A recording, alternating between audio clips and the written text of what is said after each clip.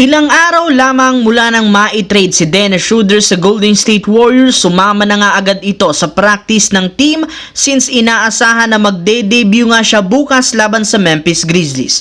At bago man siya maglaro, ibinulgar na nga po na jersey number 71 ang kanyang gagamitin, gayong na-retired na nga po ni Chris Mullin ang kanyang sariling numero na 17. Pero kahit anuman ngang jersey ang gamitin nito, inaasahan na magkakaroon siya ng malaking impact bilang isang full-time starter. Mismong si Stephen Curry nang nagsabi sa interview, sobra siyang natuwa simula nang makuha nila ito. Alam nga po niya na isa ito sa pinaka-skilled na point guard. Maliban sa playmaking skills, isa rin naman itong slasher at scorer, kaya inaasahan niya na mas lalakas lalo ang kanilang lineup. Matagal na rin naman nilang alam na napaka-competitive na player nga po si Schroeder, kaya hindi magiging mahirap sa kanila na makabuo ng chemistry sa Golden State Warriors. Samantala, kung meron man nga pong isang kupunan sa NBA na sobrang aktibo sa market, eto, walang iba kundi ang Los Angeles Lakers sa dami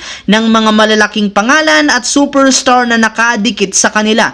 Ngunit hindi rin naman ito nakapagtataka dahil napatunayan na rin naman ng Lakers na hindi sapat ang kanilang nabuong lineup last season para maging competitive. Ika ngay, sa simula lamang sila na magaling dahil pagdating sa nakalipas nilang laban ay nahihirapan na nga silang manalo, at isa sa problema ay ang kanilang bench. Kahit gaano man kalaki ang itinatalang score ng kanilang mga starter at superstar, natatalo pa rin sila dahil wala ngang nagmi-maintain sa momentum at enerhiya ng kanilang bench. Ibig sabihin, isang legit na sixth man ang kailangan nilang makuha, kagaya na lamang ni Jordan Clarkson na sinusubukan nga nilang kunin mula sa Utah Jazz. In fact, kinausap na nga po ni Rob Pelinka ang Utah Jazz kung ano ang mga dapat nilang ibigay kapalit ito. Hindi kagaya sa mga nakasalukuyang bench ng Lakers, kayang-kaya nga po ni Clarkson na makapag-generate ng instant offense off the bench, kaya makakatulong ito ng husto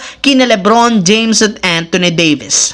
Samantala, matapos nga pong manalo ang Milwaukee Bucks sa kanilang finals laban sa OKC Thunder, nakuha nga po ni Coach Darvin Ham ang pangalawang sunod na NBA Cup title. Dahil sa nangyaring ito, nagkaroon nga ito ng lakas ng loob para patamaan ang kanyang dating kupunan.